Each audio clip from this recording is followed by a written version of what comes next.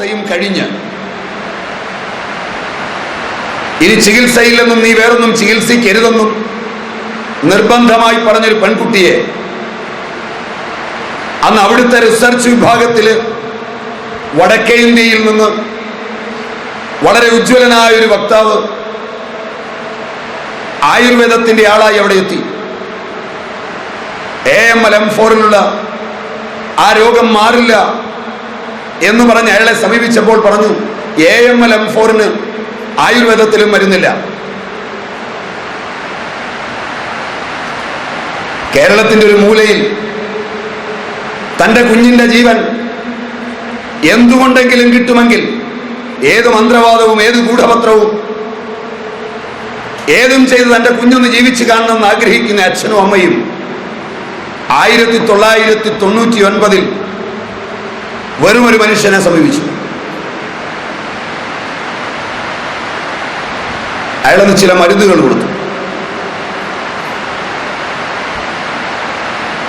6 മാസം കഴിഞ്ഞപ്പോൾ കുറെ ഭിഷഗ്വരന്മാരും ആ ഉന്നതനായ മനുഷ്യനും ഇന്ത്യയിലെ അതിപ്രശസ്തമായ ഒരു ആയുർവേദ സ്ഥാപനത്തിന്റെ തണലിൽ ഒരു ജീപ്പിൽ ആ സ്ഥാപനത്തിന്റെ മുമ്പിലെത്തി. രാവിലെ 4:30 മണി മുതൽ രാത്രി 12 മണി വരെ വൈദ്യശാസ്ത്രം 100% ഉപേക്ഷിച്ച നാനാജാതി മതസ്ഥരായ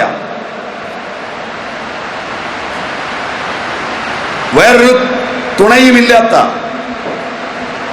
ജനങ്ങൾ വന്ന് തള്ളുന്നത് കണ്ട് വെളുപ്പിനെ 4 മണി മുതൽ വൈകുന്നേരം 7 മണി വരെ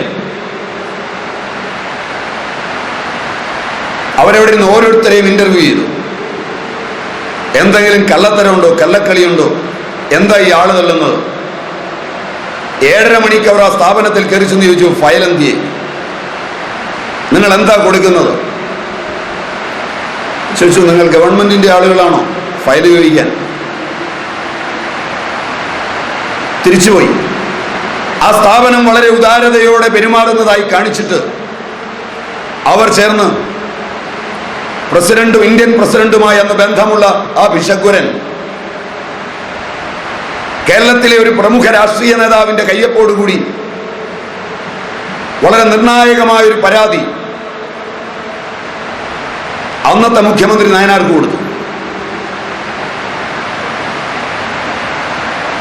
അദ്ദേഹം അത് അന്നത്തെ പോലീസ് IG ആയിരുന്നുവെന്ന് എനിക്ക് തോന്നുന്നു, അതിലെനിക്ക് തെറ്റുപറ്റാം, BS ശാസ്ത്രികളെ ഏൽപ്പിച്ചു. ശാസ്ത്രികൾ അത് അന്വേഷണത്തിന് ഉത്തരവിട്ടു. 1 വർഷം ഏതാണ്ട് ആ സ്ഥാപനത്തിൽ കൊടുക്കുന്ന മരുന്നുകൾ ഓരോന്നും മേടിച്ചു കൊണ്ടുപോയി ഓരോ തരം പരീക്ഷണം നടത്തി നോക്കി. കാരണം ഇത്രയാള് വരുന്നിടമാണ്, എന്തു ചെയ്യും? പല സ്ഥലത്തുനിന്നാണ്. അവസാനം ഒരു സുപ്രഭാതത്തിൽ ആ ചികിത്സ ചെയ്യുന്ന ആളിനെ ഒരു DSP ഓഫീസിൽ വിളിച്ചു. അദ്ദേഹത്തോട് ചോദിച്ചു, എന്താണ് നിങ്ങൾക്കെതിരെ ഒരു വലിയ പരാതിയാണ് തന്നിരിക്കുന്നത്, വളരെ മോളിൽ നിന്നാണ്, 10-15 പേജുണ്ട്, നിങ്ങൾ എന്താണ് ചെയ്യുന്നത്? അപ്പൊ അദ്ദേഹം പറഞ്ഞു, ഇങ്ങനെ ആളുകൾ കൊടുക്കുകയാണ്. എന്താണ് നിങ്ങളുടെ ഇത് കൊടുക്കാനുള്ള? ഒന്നുമില്ല, വെറും മനുഷ്യ സ്നേഹം. എന്തുവരെ പഠിച്ചിട്ടുണ്ടോ? ഒന്നും പഠിച്ചിട്ടില്ല. അങ്ങനെ കൊടുക്കരുതെന്നറിയില്ലേ? അറിയാം സാർ, ആളുകൾ വരുന്നു സാർ, അതുകൊണ്ട് കോടതിയിലേക്ക് വിടുക. ബാംഗ്ലൂർ മുതൽ ഞാനിരിക്കുന്ന സ്ഥലം വരെ, തിരുവനന്തപുരം മുതൽ ഞാനിരിക്കുന്ന സ്ഥലം വരെ, കാസർഗോഡ് മുതൽ ഞാനിരിക്കുന്ന സ്ഥലം വരെ ആയിരക്കണക്കിന് പഠിച്ച ഭിഷഗ്വരന്മാരുടെ ബോർഡുകളാണ്. അതിലെല്ലാം അവരുടെ ഡിഗ്രിയും എല്ലാം എഴുതി വെച്ചിട്ടുണ്ട്. 10,000-കണക്കിന് പരസ്യ പലകകളുണ്ട് ഇന്ത്യയിൽ. ആ ആനുകൂല്യം, ഈ ആനുകൂല്യം, ആ ചികിത്സ ചെയ്താൽ, ഈ ചികിത്സ ചെയ്താൽ, പത്രങ്ങളിൽ മുഴുവൻ പരസ്യമുണ്ട്. ഇത് മുഴുവൻ വായിക്കുന്ന 100% സാക്ഷരരായ ആളുകൾ അതെല്ലാം വെടിഞ്ഞ് ഇവിടെ എത്തിയാൽ അതെന്റെ മാത്രം തെറ്റല്ലല്ലോ എന്ന് കോടതിയിലൊന്ന് ചോദിക്കാമെന്നുണ്ട്.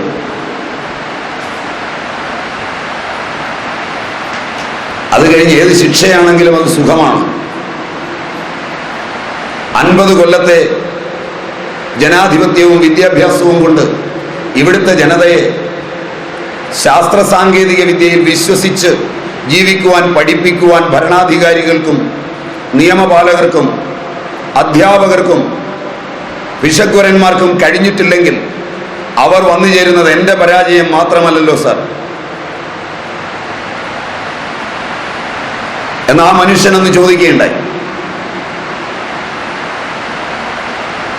പക്ഷേ കേസുകൾ അന്നു മുതൽ തുടരുകയാണ്. ഇത്തരം പല ആളുകളുടെയും നാടാണ് കേരളം. പ്രയോജനവും ശാസ്ത്രവുമല്ല ജനത്തിന് വേണ്ടത്, ആക്ടിവിസ്റ്റുകൾക്ക് വേണ്ടത്, സോഷ്യൽ റിഫോമേഴ്സിന് വേണ്ടത്, മാധ്യമങ്ങൾക്ക് വേണ്ടത്. ഞങ്ങൾ ഈ സങ്കേതം ലഭിച്ച ഉടനെ കേരളത്തിലെ പ്രമുഖ പത്രങ്ങളെ എല്ലാം സമീപിച്ചു. എവിടെയെങ്കിലും ഒരു പട്ടിക്കുഞ്ഞ് തലയില്ലാതെ ജനിച്ചാൽ, ഏതെങ്കിലും നടുറോഡിൽ ഒരുത്തൻ കുത്തേറ്റ് വീണാൽ രക്തം പുരണ്ട കത്തി വരെ കാണിക്കുവാൻ മത്സരിക്കുന്ന മാധ്യമങ്ങൾ ഒരെണ്ണം പോലും തയ്യാറായില്ല. ഇന്നിവിടെ വന്നിട്ടുണ്ടോ എന്ന് എനിക്കറിയില്ല.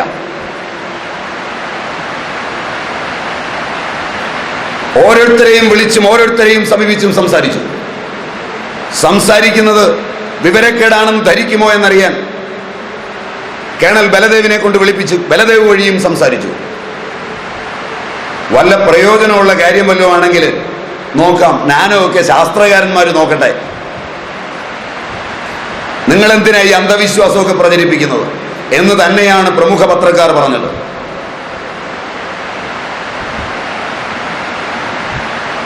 അതുകൊണ്ട് തന്നെയാണ് ഇത് അദ്ദേഹത്തിന്റെ കയ്യിലിരിക്കട്ടെ എന്ന് തീരുമാനിച്ചത്. കാരണം ഈ രാജ്യം നൂറ്റാണ്ടുകൾക്ക് മുമ്പേ രത്നഖനിയാണ്. അറിവ് കൊണ്ടും അന്വേഷണം കൊണ്ടും പഠനം കൊണ്ടും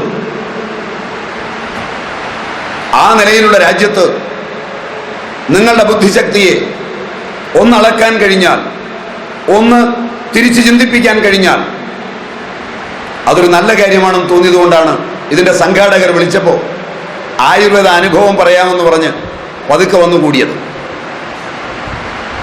പറഞ്ഞത് അവർക്കും നിങ്ങൾക്കും ഇഷ്ടപ്പെട്ടോ എന്ന് എനിക്കറിയില്ല. ഇഷ്ടപ്പെടാതിരിക്കട്ടെ എന്ന് ഞാൻ പ്രാർത്ഥിക്കുന്നു. കാരണം നിങ്ങളുടെ രാഷ്ട്രത്തിൻ്റെ ആധുനിക രീതിയിലുള്ള വളർച്ചയ്ക്കും ഇനിയും കുറെ കൂടെ ഉദ്യോഗസ്ഥ അനുദ്യോഗസ്ഥ വൃന്ദങ്ങളെ സൃഷ്ടിക്കുവാനും ഇനിയും ജനജീവിതത്തെ കൂടുതൽ കഷ്ടപ്പെടുത്തുവാനും നിങ്ങൾക്കിത് ഇഷ്ടപ്പെടാതിരിക്കട്ടെ എന്ന് ഞാൻ പ്രാർത്ഥിക്കാം നിങ്ങളോടൊപ്പം. കാരണം മനുഷ്യനാവശ്യം കൂടിയ ശമ്പളവും മറ്റുള്ളതുമാണ്. ജീവിത സത്യങ്ങളോട് പൊരുത്തപ്പെടാൻ ഭാരതീയൻ തയ്യാറായിട്ടില്ല എന്ന് എനിക്ക് നന്നായി അറിയാം. അതുകൊണ്ട് തന്നെ നിങ്ങൾക്കിത് ഇഷ്ടപ്പെട്ടാൽ ഒരു തിരിച്ചുപോക്കായിരിക്കും. ആ തിരിച്ചുപോക്കിന് സമയമായിട്ടുണ്ടെന്ന് ഞാൻ ഇപ്പോഴും വിശ്വസിക്കുന്നില്ല. പക്ഷെ എനിക്ക് ഒന്നുറപ്പുണ്ട്, കാതു കുത്തിയവർ പോയാൽ കടുക്കനിട്ടവർ പുറകെ വരുമെന്ന്. അതുകൊണ്ട് ഭയചകിതനല്ലാത്തത് കൊണ്ടാണ് വളരെ വ്യക്തതയോടെ നിങ്ങളോട് പറഞ്ഞത്. ശാസ്ത്രമെന്നത് ലാബറട്ടറികളിൽ കുറെ പേർ ശമ്പളം മേടിക്കാനിരുത്തി നടത്തുന്നതല്ല. ജനജീവിതത്തിന്റെ താഴത്തെ തലങ്ങളിൽ ജനങ്ങളോട് സഹകരിച്ച് പറമ്പുകളിൽ പാടങ്ങളിൽ സസ്യങ്ങൾ നിൽക്കുന്നിടത്ത് ജന്തുക്കൾ ജീവിക്കുന്നിടത്ത് ഇറങ്ങിച്ചെന്ന് അവയുടെ അധിവാസവുമായി ഇടപെട്ട് സസ്യപരിചയത്തിൻ്റെയും സസ്യ അനുമതിയുടെയും ലോകങ്ങളിലൂടെ നടത്തേണ്ടതാണ്. അത് നടത്തിയ ആചാര്യന്മാർ ഒരുപാട് ഒസ്യത്ത് നമുക്ക് തന്നിട്ടുണ്ട്. അവ അന്യൂനമായി രാജ്യത്തുണ്ട്. അതുകൊണ്ടാണ് നിങ്ങൾ കണ്ട ആ ഗ്രാഫില് കറുത്ത കുറച്ച് ഭാഗങ്ങളും ഡാർക്ക് റെഡിലുള്ള ചില ഭാഗങ്ങളും കണ്ടു കാണും. ഗോൾഡ് 2 നാനോയിൽ താഴേക്ക് എത്തുമ്പോൾ ബ്ലാക്ക് റെഡോ ഡാർക്ക് റെഡോ ബ്ലാക്കോ ആയി പരിണമിക്കുന്നു. അതുകൊണ്ടാണ് നിങ്ങളുടെ അരിഷ്ടാസവങ്ങൾ വ്യക്തമായും ആ നിറത്തിൽ കാണപ്പെടുന്നത്. സ്വർണത്തിൻ്റെയും ചെമ്പിൻ്റെയും വെള്ളിയുടെയും വങ്കത്തിൻ്റെയും ഇനിയും ഓടിച്ചെന്ന് ഏതെങ്കിലും ഒരു ഭസ്മം മേടിക്കുമ്പോഴോ വ്യക്തമായി ഉണ്ടാക്കിയതാണെങ്കിൽ, ഇനിയും ഓടിച്ചെന്ന് ഏതെങ്കിലും ഒരു അരിഷ്ടമോ ആസവമോ മേടിച്ച് കഴിക്കുമ്പോഴോ നിങ്ങൾ നിന്നിട്ട് ഒന്ന് ചിന്തിക്കുക. സ്വർണത്തെയും വെള്ളിയെയും അരിഷ്ടാസവങ്ങളിൽ വരെ ലയിപ്പിച്ച് നിങ്ങൾക്ക് പ്രയോജനമാക്കി തന്ന ഈ വിദ്യകൾ അത്രയും നിങ്ങളുടെ വീട്ടിലും നാട്ടിലും സുലഭമായിരിക്കെ ആ ഗ്രന്ഥങ്ങൾ കത്തിക്കാൻ ഓടുക, അത് പഴഞ്ചനാണെന്ന് പറയുക, അത് കത്തിച്ചാഹ്ലാദിക്കുക, പുതുതാണെന്ന് പറഞ്ഞ് നിങ്ങളെ കൊല്ലുന്നതെല്ലാം മേടിച്ചു വയ്ക്കുക, അതെല്ലാം സ്വീകരിക്കുക. ഒന്നുകൂടെ ഞാൻ പറയട്ടെ, ഞാൻ തെരുതര പറഞ്ഞപ്പോൾ ദ്രവ്യവിജ്ഞാനമെന്നും പദാർത്ഥ വിജ്ഞാനമെന്നും ഉപയോഗിച്ചു. വർണ്ണങ്ങൾ ചേർന്ന് പദങ്ങൾ, പദങ്ങൾ ചേർന്ന് വാക്യങ്ങൾ. ഒരു ഭിഷഗ്വരൻ മരുന്നെടുത്തിട്ട് ഒരു വാക്ക് പുറപ്പെടുവിച്ചാൽ ആ മരുന്നിന്റെ പ്രഭാവം മാറും ഈ സ്റ്റേജിൽ. അതുകൊണ്ടാണ് നിങ്ങളോട് അമ്മയും അമ്മൂമ്മയും പറഞ്ഞത്, അരിഷ്ടം കയ്യിൽ വെച്ചുകൊണ്ടാണോ ചീത്ത വിളിക്കുന്നത്? ഘൃതം വെച്ചുകൊണ്ടാണോ നീ വഴക്ക് പറയുന്നത്? ആധുനികരായ നിങ്ങൾ പഠിച്ചപ്പോൾ അതില്ല. അതിന് പദാർത്ഥ വിജ്ഞാനം പഠിക്കണം. ഗൗതമന്റെ ന്യായശാസ്ത്രത്തിൽ അധിഷ്ഠിതമായ ആകാശത്തിന്റെ സൂക്ഷ്മമായ വാക്ക് ഒരു ദ്രവ്യത്തിന്റെ ഘടനാവിശേഷത്തിൽ അത് സ്ഥൂലമായ പൃഥ്വിയെ വിട്ട്, ജലീയ തന്മാത്രകളെ വിട്ട്, അഗ്നിയുടെയും വായുവിന്റെയും തന്മാത്രകളെ വിട്ട് ആകാശ തന്മാത്രയോളം സൂക്ഷ്മമാകുമ്പോൾ, വാക്കിന് സമമാകുമ്പോൾ, വാക്കുവരുത്തുന്ന വലിപ്പങ്ങളെക്കുറിച്ച് നിങ്ങൾ ചിന്തിച്ചുവെങ്കിൽ നിങ്ങൾക്ക് ബോധ്യമാവും മൈക്രോ തലത്തിനും സൂക്ഷ്മമായ തലങ്ങളിലേക്ക് പദാർത്ഥത്തിന്റെ ഭാവമെത്തുമ്പോൾ വാക്ക് വളരെ പ്രധാനമാണെന്ന്. അപ്പോൾ ഇപ്പോൾ പ്രോട്ടീന്റെയും ലിപ്പോസോമിന്റെയും ലോകങ്ങളിൽ, ജീവന്റെ തുടിപ്പുകളിൽ, അന്തസ്ഥ ചേതനകളിൽ നിങ്ങളുടെ തന്നെ എൻസൈമുകളും ഹോർമോണുകളും മാറ്റിമറിക്കാൻ വാക്ക് പര്യാപ്തമാകുമെങ്കിൽ ഒരു ഭിഷഗ്വരന്റെ മുമ്പിൽ ചെന്ന് നിൽക്കുമ്പോൾ നിന്റെ രോഗം മാറില്ലെന്നും ഇത് കൂടുതലാണെന്നും താൻ കണ്ട അല്പം കാര്യം വെച്ചുകൊണ്ട് പറയുന്ന ഒരു ഭിഷഗ്വരന്റെ വാക്കുകൊണ്ട് അതിസൂക്ഷ്മമായ എൻസൈമുകൾ എത്ര മാറും, എത്ര കില്ലർ ഹോർമോണുകളെ പുറപ്പെടുവിക്കും. വീണ്ടും വീണ്ടും ലക്ഷങ്ങൾ കൊടുത്ത് രോഗം മാറില്ലെന്ന് കേൾക്കാൻ പോകുന്നവർ ഒരു പ്രാവശ്യം ആലോചിക്കുക. മാരകമായൊരു ഇഷ്ടം കാണുമ്പോഴും പുറത്ത് തലോടി സാരമില്ലെന്ന് പറയുന്ന ഒരു വാക്കുകൊണ്ട് കില്ലർ ഹോർമോണുകൾ മാറി നിങ്ങളെ ജീവിതത്തിലേക്ക് കൊണ്ടുവരാവുന്ന ഹോർമോണുകൾ പ്രതിപ്രവർത്തിക്കുമെങ്കിൽ ഏത് ശാസ്ത്രമാണ് അതിസൂക്ഷ്മമായി പഠിച്ചിട്ടുള്ളത്? നിങ്ങൾ തന്നെ ചിന്തിക്കുക, നിങ്ങൾ തന്നെ വിലയിരുത്തുക, നിങ്ങൾ തന്നെ വിമർശിക്കുക, നിങ്ങൾ തന്നെ സ്വീകരിക്കുക, ഓർ വലിച്ചെറിയുക. ശാസ്ത്രത്തിന് നിങ്ങളെ നിർബന്ധിച്ച് സ്വീകരിപ്പിക്കേണ്ട, വിശ്വസിപ്പിക്കേണ്ട. നിങ്ങൾക്ക് അപഗ്രഥിക്കാം. 2 നാനോയിൽ താഴേക്ക് എത്തുമ്പോൾ വാക്കും പദാർത്ഥവും ഒരുമിച്ച് വരുന്നുവെന്ന് ഗർഭിണിയോട് നല്ല വാക്ക് പറയണമെന്ന് പറഞ്ഞ പഴയ അമ്മയുടെ നെഞ്ചത്ത് ചവിട്ടിയാണ് നിങ്ങൾ പലരും ഈ നിലയിലേക്ക് വളർന്ന് ഇവിടെ എത്തിയിരിക്കുന്നത്. ഗർഭിണിയെ ഓപ്പറേഷൻ ടേബിളിൽ നഗ്നയാക്കി കിടത്തി തെറി പറയുന്ന ഗൈനക്കോളജിസ്റ്റുകൾക്ക് ഭീമമായ കൺസൾട്ടിംഗ് ഫീ കൊടുക്കുന്ന രാജ്യമാണ് നിങ്ങളുടേത്. ജനിക്കുന്ന കുഞ്ഞിൻ്റെയും ജനനം കൊടുക്കുന്ന അമ്മയുടെയും ഹോർമോണുകളിൽ, എൻസൈമുകളിൽ, പ്രത്യേകിച്ച് അഡ്രീനൽ തലങ്ങളിൽ, പിറ്റ്യൂട്ടറി തലങ്ങളിൽ, ബ്ലഡ് ബ്രെയിൻ ബാരിയർ ഭേദിച്ചു ചെല്ലുന്ന ഹൈപ്പോതലാമസിന്റെ അന്തരിന്ദ്രിയ തലങ്ങളിൽ എത്രയെത്ര പരിണാമങ്ങൾ ഉണ്ടാക്കുമെന്ന് നിങ്ങളിരുന്ന് ആലോചിക്കുക. നിങ്ങൾ എത്ര പേരെ വഴിതെറ്റിച്ചു, എത്ര പേരെ നിങ്ങൾ ശിക്ഷിച്ചു, എത്ര പേരെ നിങ്ങൾ ഹിംസയിലേക്ക് വലിച്ചിട്ടു, എത്ര പേരെ നിങ്ങൾ ഈ ലോകത്ത് വേദനയിലേക്ക് ചവിട്ടിത്താഴ്ത്തി.